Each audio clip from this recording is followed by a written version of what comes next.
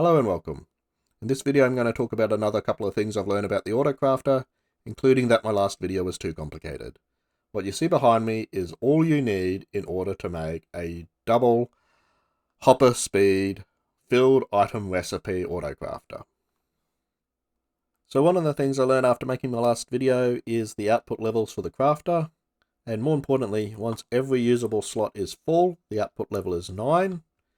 So if we have this at 8, then once that's full, we'll change this and it can detect with an observer so that this pulse will fire when we get a craftable recipe, or, we remove a craftable recipe.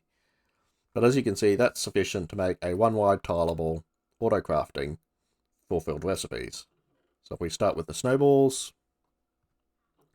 we can see it fills up and crafts, and the extra pulse doesn't really matter in this case because it's not a valid recipe having 2 snowballs.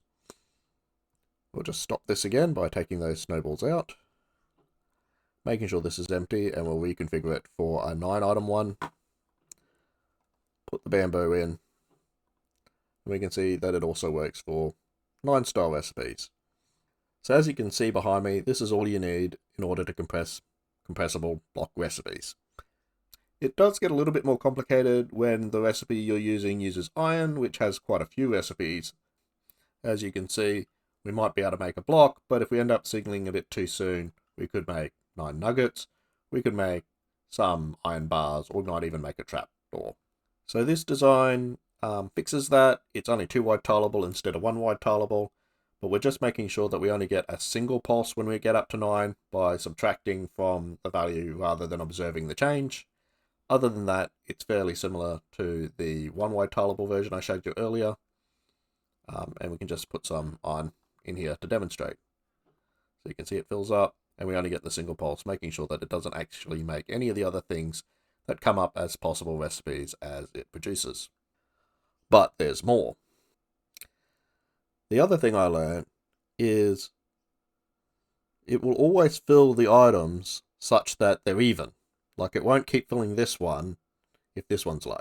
It'll simply keep it even. And this means that you can actually lock a recipe by having enough items in here such that when it's pulsed, it doesn't actually empty out entirely.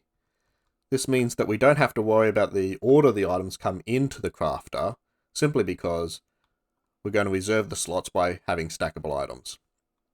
What do we mean by that? Well, each of these droppers, I've got some items in it, and I'm actually going to remove 4 from that one just to prove a point. And this is going to detect if any of these are empty. If any of these are empty, it's going to stop this clock. But in the meantime, it'll run the clock. We'll just turn the lever off to show. As we can see, we get 1 more of each item, and then it uses it, 1 more of each item, and uses it. And the stackable nature of the items makes sure the recipe doesn't change. We don't really need to worry about what order they come in on. And then it stops, because that drop is now empty, which prevents this clock from running. It's a pretty simple build. We're just running some redstone dust over some blocks next to the droppers and into a block next to the Autocrafter.